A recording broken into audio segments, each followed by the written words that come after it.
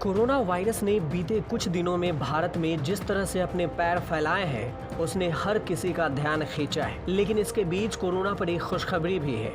Corona संक्रमण की रफ्तार कितनी है, वायरस कितनी तेजी से फैल रहा है, इसको परखने के कई पैमाने हैं। इनमें से एक रिप्रोडक्शन नंबर यानी आर वैल्यू है।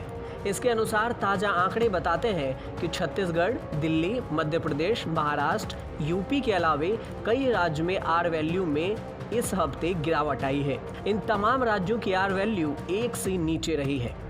अगर आर वैल्यू 1 से अधिक होती है तो वायरस तेजी से फैल सकता है और कम होता है तो वायरस को कंट्रोल किया जा सकता है।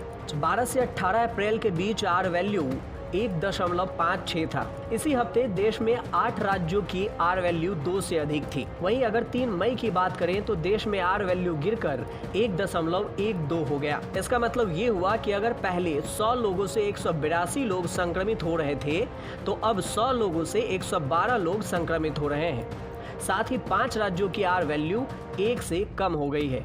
इसका मतलब ये हुआ कि जिस राज्य में 1 से कम आर वैल्यू दर्ज हुए हैं वहां कोरोना को कंट्रोल किया जा सकता है और साथ में कई राज्यों में कोरोना को कंट्रोल किया भी गया। मुख्य रूप से बड़े शहरों के अलावे आंध्र प्रदेश एकमात्र राज्य रहा जहां आर वैल्यू में बढ़ोतरी देखा गया। पिछले 1 महीने के अंदर यूपी, बिहार में भी आर वैल्यू में कमी आई है। आपको बता दें कि पिछले 1 महीने में यूपी, बिहार, दिल्ली, महाराष्ट्र समेत कई राज्य ऐसे हैं जहां कोरोना को कंट्रोल करने के लिए राज्य सरकार ने लॉकडाउन, नाइट कर्फ्यू जैसे सख्त कदम उठाए हैं और यही वजह है कि कोरोना के मामले में कमी भी देखी जा रही है।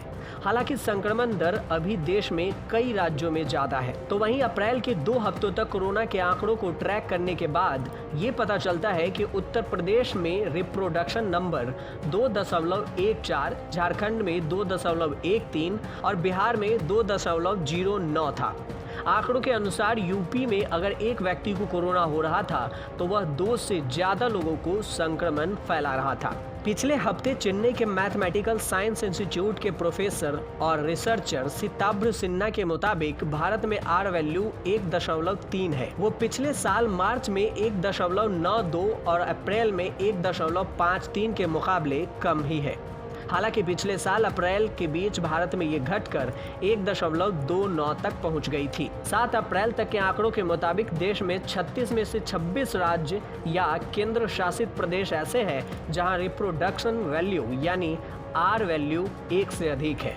इनमें पश्चिम बंगाल में 1.84 और नई दिल्ली में 1.69 भी शामिल है। लेकिन भले ही देश के कई राज्यों में आर वैल्यू में कमी देखी जा रही है, पर कोरोना संक्रमण के दर को अब भी नहीं रोका गया और इसे आसानी से नहीं आंका जा सकता है। देश में कोरोना मरीजों का आंकड़ा पहली बार एक दिन में 4000 के पार हो गया है। 24 घंटे में कोरोना संक्रमण की संख्या 4,01,228 हो गई है। वहीं 4191 रिकॉर्ड मरीजों की जान चली गई है।